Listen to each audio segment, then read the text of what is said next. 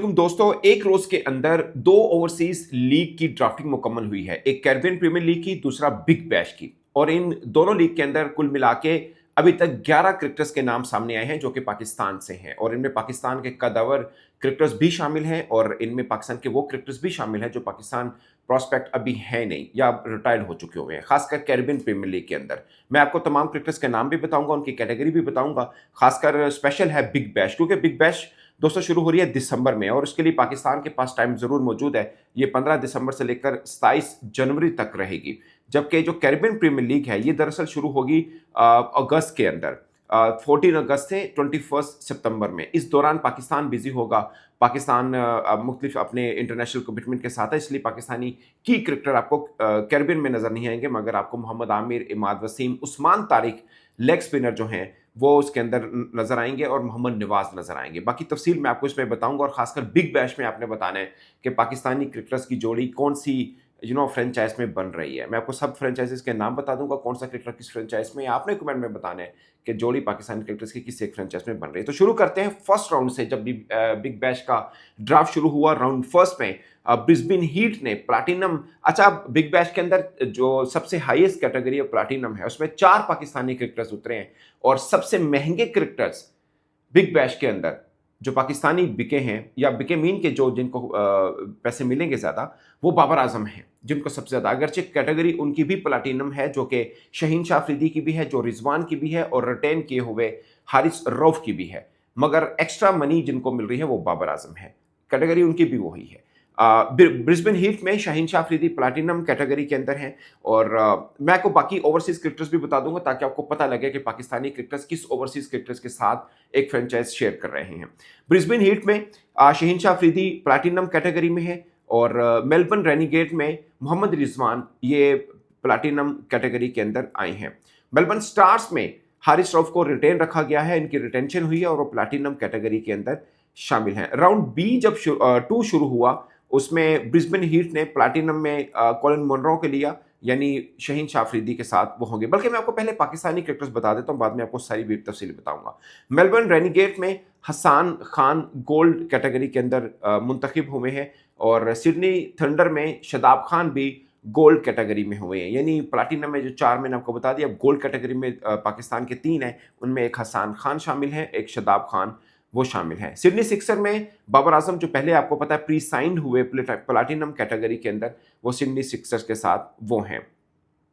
इसके अलावा Adelaide strikers में हसन अली गोल्ड कैटेगरी में, यानी गोल्ड कैटेगरी में आपको 3 बताए थे, शदाब खान, हसन अली, हसान खान, ये 3 क्रिकेटर्स इसके अंदर शामिल है। राउंड 4 जब शुरू हुआ था उसके अंदर कोई पाकिस्तानी क्रिकेटर को नहीं लिया गया है और ये टोटल जो है वो 15 दिसंबर से लेकर 27 जनवरी तक बिग बैश खेला जाएगा। और पाकिस्तानी क्रिकेटर जितने भी इसके अंदर आए हैं वो फुली अवेलेबल हैं। और इस बार बिग बैश का तड़का कुछ खास होने वाला है। उसकी वजह यह है कि वहाँ पे बहुत बड़ी कम्युनिटी है, वो क्रिकेट हंग्री हैं और बहुत पाकिस्तानी क्रिकेटर्स को अगर ओवरसीज में कहीं बहुत ज़्यादा रिस्पेक्ट मिलती है तो वो 2 देश हैं, एक ऑस्ट्रेलिया, दूसरा इंग्लैंड। यहाँ पे बहुत बड़ी कम्युनिटी पाकिस्तान की रहती है, इंडियंस रहते हैं, बांग्लादेशी रहते हैं, जो पाकिस्तानी क्रिकेटर जब खेलते हैं तो उनके मैचेस देखने वो आते हैं। बहुत पसंद किया जाता है पाकिस्तानी क्रिकेटर्स को। तो मैंने पहले भी एक बार अपने व्लॉग में मेंशन किया था, एक तो ये कि पाकिस्तानी क्रिकेटर्स उन कंडीशन में खासकर बॉलर्स बहुत तगड़े हैं।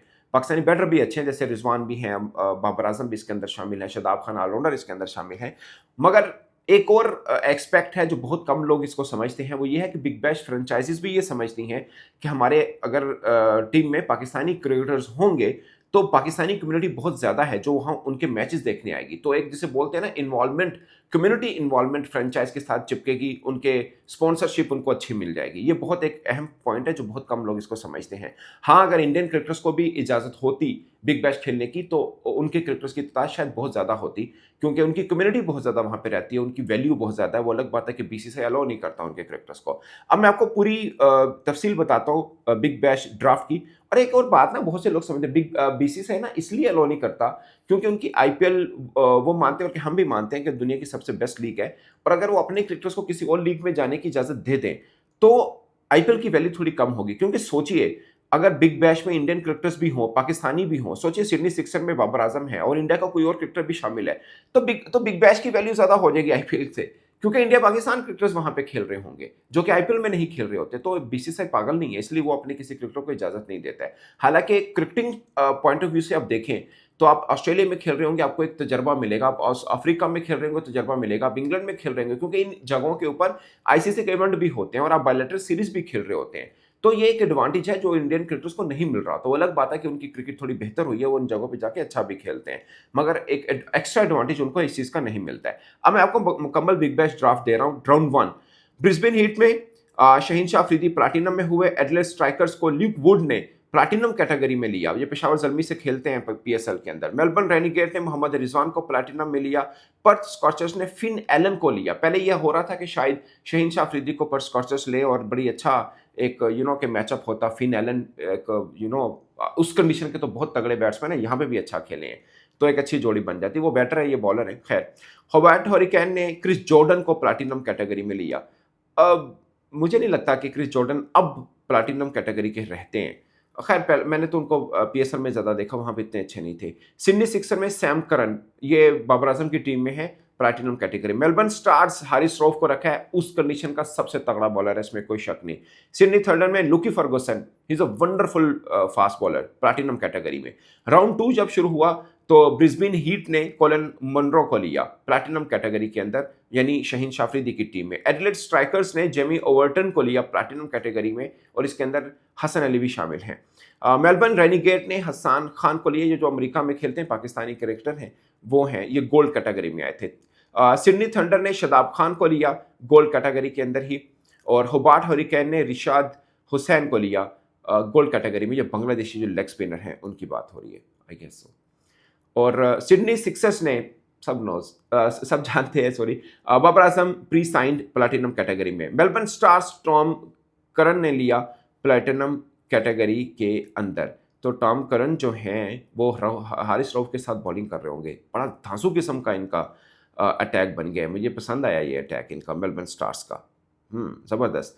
राउंड 3 कैटेगरी में पर्थ स्कॉचर्स ने एवंस को लिया, सिल्वर लूरी एवंस को लिया सिल्वर कैटेगरी में। मेलबर्न स्टार्स ने जो क्लार्क को लिया सिल्वर कैटेगरी में। सिडनी थंडर ने सैम बिलिंग्स को लिया गोल्ड कैटेगरी में। ओके, मेलबर्न रेनिगेट ने टिम सैफर्ड को गोल्ड। यार टिम सैफर्ड ज़्यादा डिजर्व करता है, ये इन कंडीशन का अच्छा बॉलर है। बहरहाल टिम सैफर्ड जो है वो गोल्ड कैटेगरी के अंदर आएंगे, यानी टिम सैफर्ड शेयर कर रहे हैं। अच्छा, मज़ेदार काम हो गया, हसन खान भी उसके अंदर हैं रेनिगेट के अंदर, और मोहम्मद रिजवान भी हैं, यानी मोहम्मद रिजवान और टीम सैफर्ड वैसे दोनों विकेट कीपर हैं, तो दोनों ओपन करेंगे क्या? वो दोनों ओपन खेलते हैं, ये एक हो गया। मुझे लगता है दोनों में से कई मैचेस में बाहर भी बैठेंगे।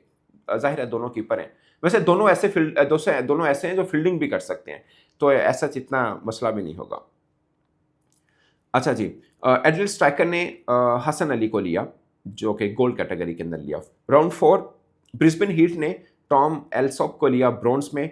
पर्थ स्कॉचर ने डेविड पाइन को लिया ब्रॉन्ज में। रेहान अहमद जो कि इंग्लैंड के लेग स्पिनर हैं, होबार्ट हरिकेन ने उनको लिया ब्रॉन्ज कैटेगरी में। सिडनी सिक्सर ने जाफर चौहान को लिया ब्रॉन्ज कैटेगरी में। और ये जो है बिग बैश 15 दिसंबर से लेकर 27 जनवरी तक ये खेली जाएगी। अब मैं आपको थोड़ी सी, मैंने बताया भी था वैसे, 13 एडिशन कैरिबियन प्रीमियर लीग का, जो कि 14 अगस्त से 21 सितंबर तक होगा। इसमें इमाद वसीम इंटिगा से खेलेंगे, जबकि आमिर जो हैं वो टिम्बागो नाइट राइडर्स, ये इंडियन ऑनर हैं बेसिकली, उनकी तरफ से खेलेंगे। और ये बात बहुत ख़ास है, वो इसलिए ख़ास है कि साउथ अफ्रीका में भी इंडियन ऑनर्स हैं, जहां पर पाकिस्तानी क्रिकेटर्स को नहीं लिया गया था, मगर यूएई की जब आईएलटी होती है वहां पर भी इंडियन ऑनर्स हैं, वहां पाकिस्तानी क्रिकेटर्स को लिया जाता है, कैरिबियन में भी लिया जाता है। और मतलब आमिर लगातार खेलते आ रहे हैं। मोहम्मद नवाज भी हैं, उस्मान तारिक भी नाइट राइडर्स के अंदर हैं, और इस टीम के अंदर पोरान भी हैं, पोलार्ड भी हैं, हेल्स भी हैं, और इनके जो मतलब एक अच्छी तगड़ी इनकी टीम बनती है। ब्रेवो इनके शायद कोच हैं, तो बहुत तगड़ा इनका स्क्वाड बनता है। वैसे सीपीएल के अंदर लगातार पाकिस्तानी बहुत से क्रिकेटर्स खेले हैं, और बहुत से क्रिकेटर्स ऐसे भी हैं जिनकी फर्स्ट जो ओवरसीज लीग थी वो कैरिबियन प्रीमियर लीग थी। बहुत से ऐसे क्रिकेटर्स हैं, जैसे बाबर आजम, शदाब खान, हसनैन, साइम अयूब, ये वो सब क्रिकेटर्स हैं जिनकी फर्स्ट ओवरसीज लीग सीपीएल थी। इसके अलावा बहुत से पाकिस्तानी और भी खेले हैं, जिसमें शुएब मलिक हैं, वो गयाना की कैप्टनसी भी उन्होंने की है, और उनकी कप्तानी में गयाना ने फाइनल भी खेला था, अगरचे वो हार गए थे। मोहम्मद हफीज़ खेले हैं, कामरान अकमल खेले हैं। इरफान फास्ट बॉलर को तो सब जानते होंगे, उनका एक हिस्टोरिकल स्पेल हुआ था, 4 ओवर में 1 रन देकर 2 विकेट्स ली थी, कमाल। आज़म खान खेले हुए हैं, इमाद वसीम खेले हुए हैं और सुफियान मुकीम।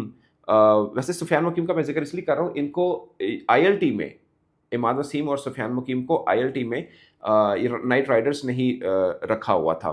तो ये सिर्फ जानना ज़रूरी है। और अगर कोई इंडियन दोस्त देख रहा है तो ये जो नारेबाजी लगती है ना कि पाकिस्तानी क्रिकेटर्स को नहीं, क्योंकि पाकिस्तान से इनको नहीं खिलाना, ये शायद आईपीएल की हद तक तो ठीक है, मगर वही ऑनर जब दुनिया भर की दूसरी लीग के अंदर जाते हैं वहाँ पे बड़े शौक से पाकिस्तानी क्रिकेटर्स को लेते हैं, क्योंकि उनको पता है पाकिस्तानी क्रिकेटर्स टी20 में अच्छे क्रिकेटर्स भी हैं और उनके आने से चार चांद भी लगते हैं। तो ये ज़रूरी है, ये बहुत ज़रूरी है।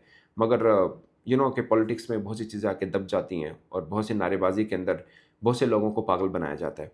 बट हकीकत ये है कि पाकिस्तानी क्रिकेटर जिस फ्रेंचाइज के अंदर होते हैं उनकी शान बढ़ती है, उनकी इज़्ज़त बढ़ती है और ये इंडियन मालिकान अच्छे से समझते हैं, इसलिए उनको बड़े शौक से लेते भी हैं। तो दोस्तों, आपकी नज़र में बिग बैश में कौन सी टीम मजबूत है? अपनी राय कमेंट के सूत्र में ज़रूर बताइएगा। मेरी तरफ से अब तक की इतना ही, इजाज़त दीजिए। अल्लाह हाफ़िज़।